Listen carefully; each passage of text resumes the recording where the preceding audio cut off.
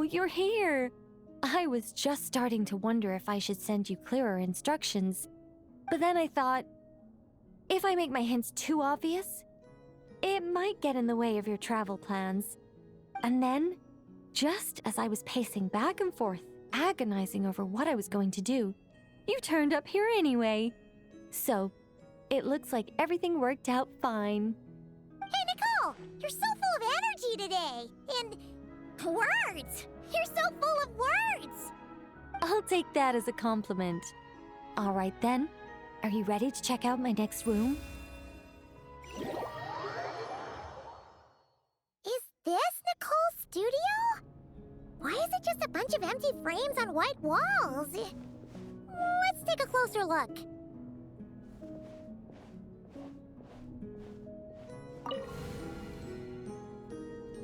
What the? Paimon almost had a heart attack being sucked in by a painting like that. Wait a sec. This place looks familiar. Oh, it's the table where the mages hold their tea parties. It all started the first time Alice invited me for tea. On that day, I didn't attend in person, mostly because back then, I still hadn't decided whether I really wanted to join the Hexencircle or not. Alice was the only one there who knew my true identity. She warned me not to say a word or let anyone else discover who I was. I was only supposed to observe. And then what happened? Well, then I concluded that she was punishing me for my hesitation to join. Everyone was talking about such interesting things. How could I not chime in? And of course, when you're in the middle of a conversation and someone throws out a question you know the answer to, how are you supposed to keep your mouth shut? Which brings us to the bet between Barbeloth and Alice, Rhindaughter's forbidden creations, Ivanovna's political machinations. It was like a series of exquisitely acted plays, distilled within the confines of a teacup. Their words alone were enough to ignite my instinct to lay the truth bare before them. So, you piped up inside their heads? Of course not. Even though I felt like my head was going to explode, I still made sure to hold it all in. I'm a responsible angel, after all, and I'm well aware of the difference between what I want to say and what I'm allowed to say.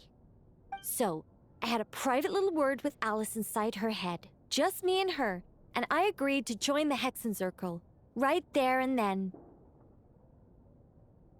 She was quite happy about my decision, but as for the talking inside her head, well, she claims that over the next few days, she had such a headache that she had to visit a doctor in Liyue to get some relief. But she can hardly blame me for that.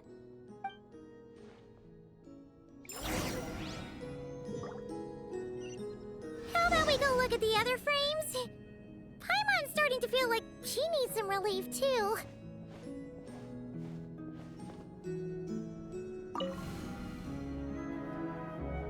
Is that an Irminsul tree? Oh, this painting here? You're clearly no strangers to the white trees. But did you know that the first angel's betrayal happened beneath one of their very boughs?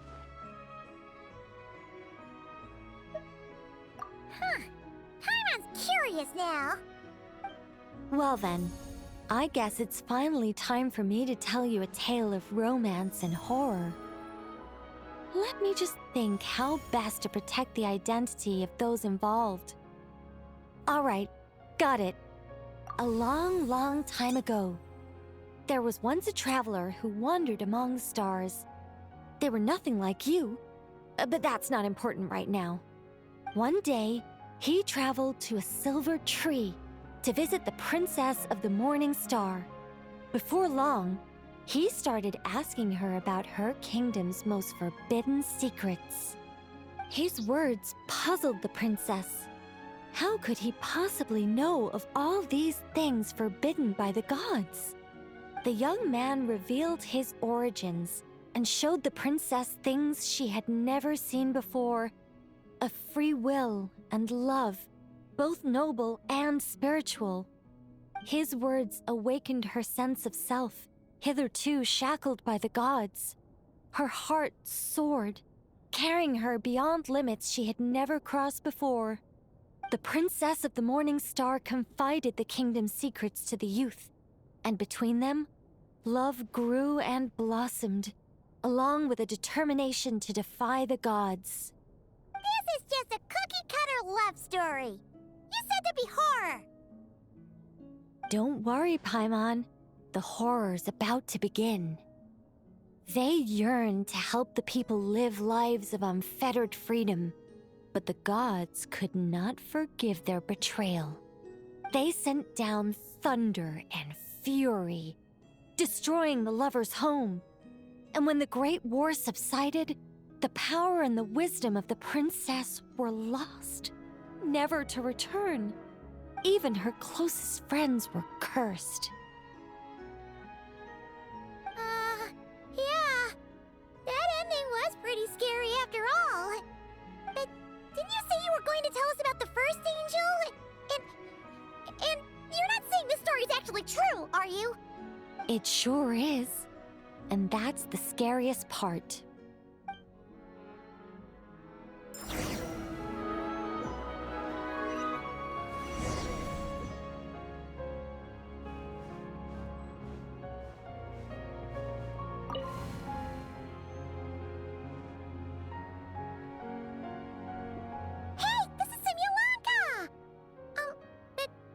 Why are there light novels from Yai Publishing House all over the floor?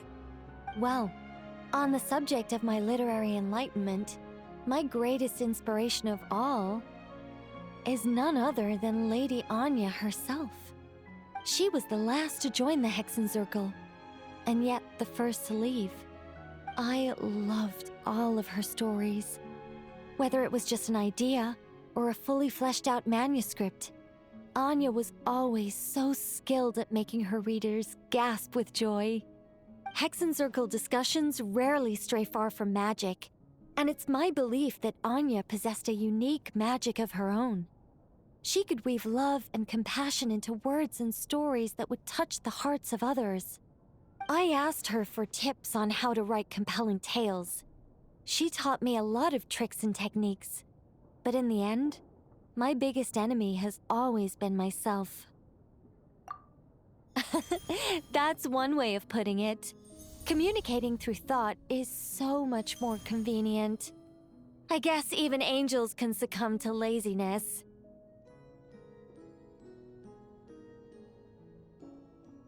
However, recently I've resolved to make an effort, even if it's just to spare myself reproaches from a certain old Seelie friend of mine.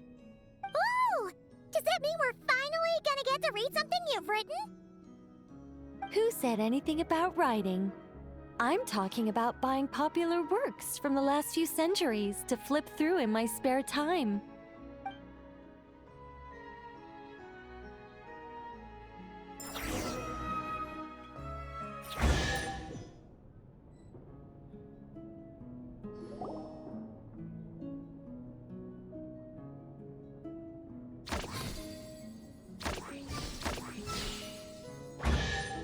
These paintings all remind me of places that hold great significance in my heart. And now, the studio has been fully restored. All right, go ahead and claim our reward. What? Don't look at me like that. Of course this reward is ours. You're not going to leave this chest unopened, are you? I can't let you leave if you do. Besides, after telling you so many stories, don't I deserve a reward of my own?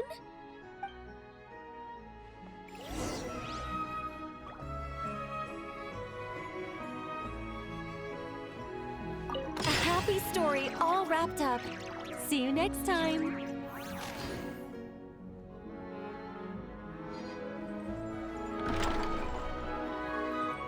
Come to think of it, this Mage's Lodge holds a special significance for me, too. A painting within a house within a painting, worlds within worlds.